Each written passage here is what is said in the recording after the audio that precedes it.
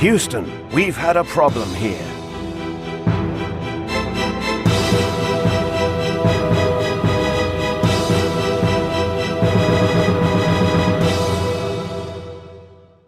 "200,000 miles from Earth, the crew of the third manned mission to the moon faced an astronaut's worst nightmare, an explosion on the spacecraft.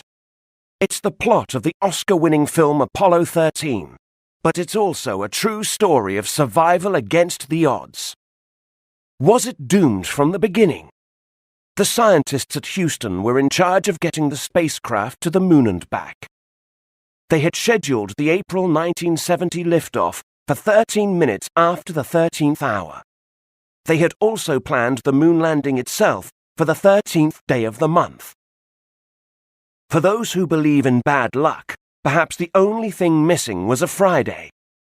Scientists aren't supposed to be superstitious, though, and despite minor problems on liftoff, Apollo 13 started its journey. 2 days into the mission, the three-man crew faced catastrophe. They had been carrying out routine checks when there was a loud bang. Warning lights were starting to flash furiously.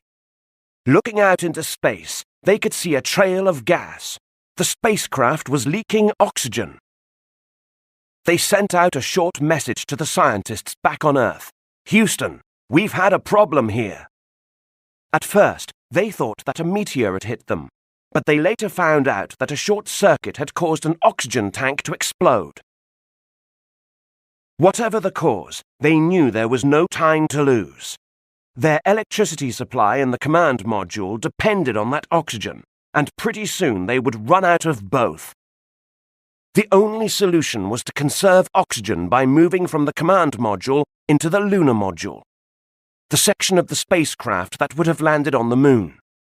Now, though, they were using it as a kind of lifeboat.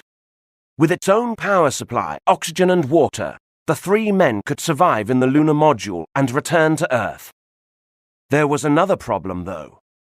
In an enclosed space like a lunar module, the carbon dioxide the crew was breathing out was dangerous. The equipment to clear the air of carbon dioxide was only built for 2 people. Now it had to cope with 3. Amazingly, the crew managed to put together an adapter that reduced the carbon dioxide to a safe level. There was one final obstacle. The lunar module wasn't strong enough to re-enter Earth's atmosphere, so the crew had to transfer back into the damaged command module. To everyone's relief, the crew of Apollo 13 splashed down safely in the South Pacific Ocean on April the 17th. It was a spaceflight that would go down in history. Although the crew didn't land on the moon, NASA still considers the mission a success. The Apollo 13 disaster was proof that their highly trained astronauts could deal with anything that could go wrong.